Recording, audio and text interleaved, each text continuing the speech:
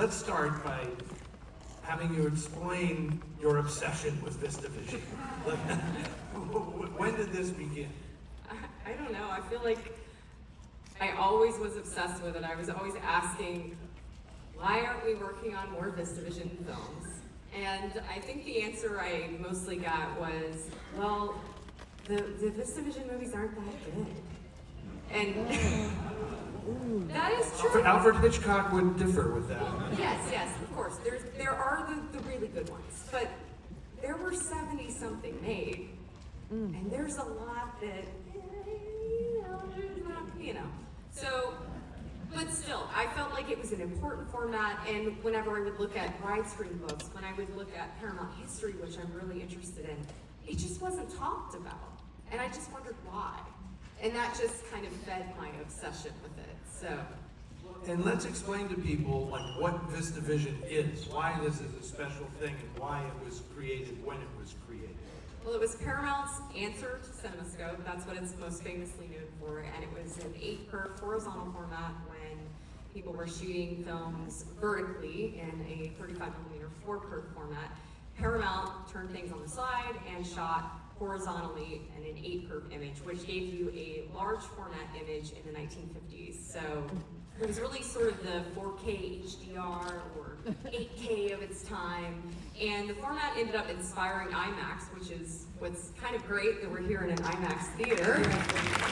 So, yeah. And I hope you appreciate how many of you people I can't see you, so by just applauding, how many people saw Charlotte's presentation? Fair amount of the house, but I'm going to give you the VistaVision for Dummies. We're going to give you that version of the talk. I think you should give it.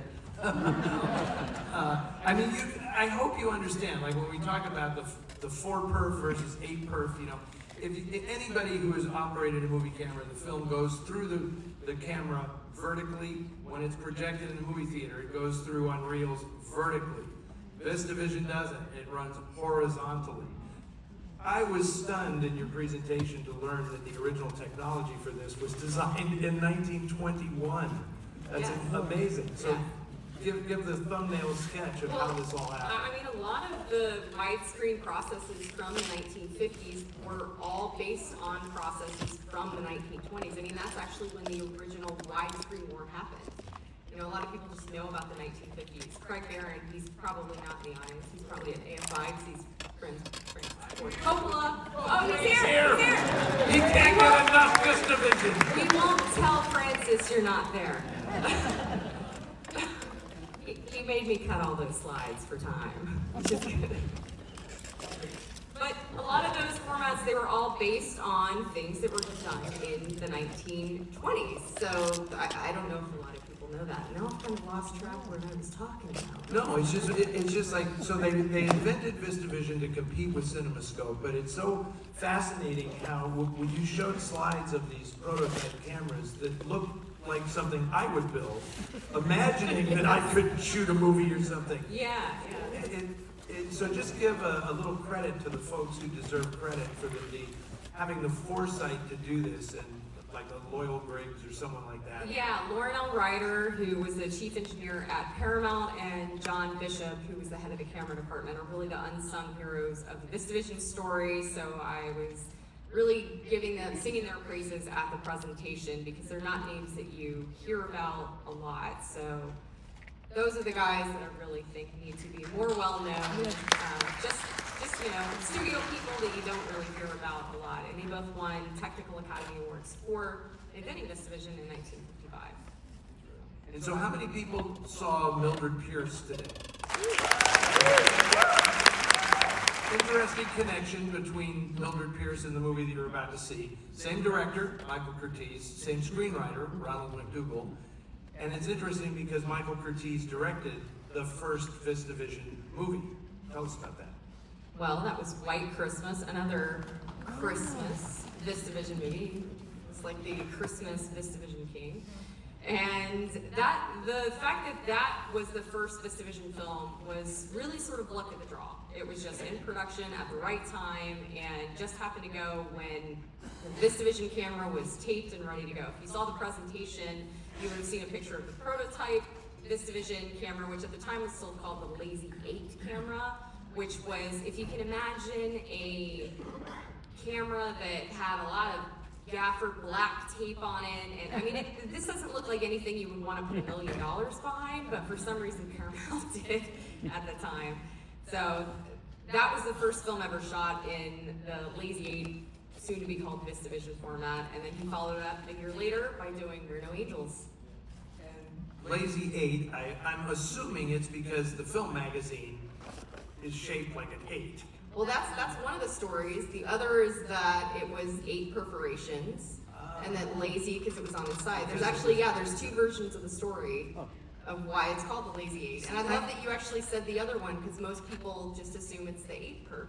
No, when I look at the film camera, it's like I see the Mickey Mouse ears, you know, and it's the shape of an 8, and it's on its side, so I said, well, that's what Lazy 8 means. So, stupid me, to show you how non-technical I am. Not stupid at all. Okay. Because there's 2 stories on why it's called the Lazy 8, if it's, you know, the Infinity 8 or the 8 perf, so. So you're telling me I was the smart version of that? There's the path less traveled version. Yeah.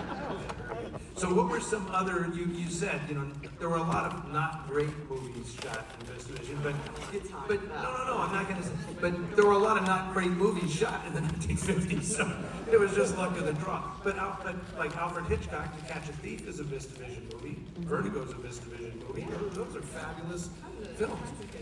So why did VistaVision fade?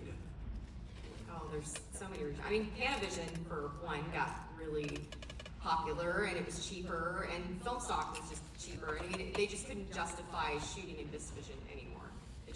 There were a lot of memos that came out that would say, hey, we spent X amount to shoot in VistaVision. We would have saved this amount of money if we hadn't shot in VistaVision, wink, wink. So I think that sort of killed the format. So it's the typical Hollywood story. The bean counters came in and said, this is Exactly. So it's very interesting because let's give extra credit, not just to you, Charlotte, but what makes this screening so special is because VistaVision was shot with this fabulous new technology, but the secret to it was it could be reduced down so it could be shown on a normal 35mm projector. Right. Tonight, however, we're actually seeing it. Right, it's native 8 perf format. And as a bonus, this film, we are going to hear it with a Perspecta audio soundtrack.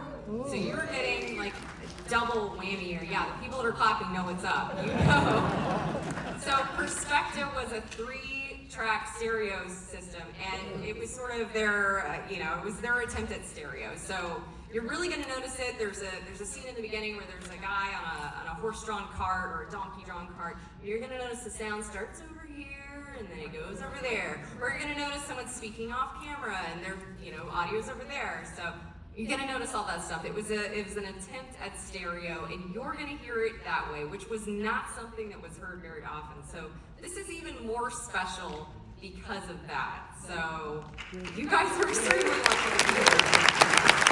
And lastly, credit because we're actually seeing this in the projectors. Actually finding VistaVision projectors was a big deal as well. Yes. So again, round of applause for everybody at Boston Light and Sound. Thomas up there and Nick Berg at Endpoint Audio and Liz Kirksey at Paramount for the audio work that they did. So this was a collaboration of a lot of people, a lot of months of work went into this. So.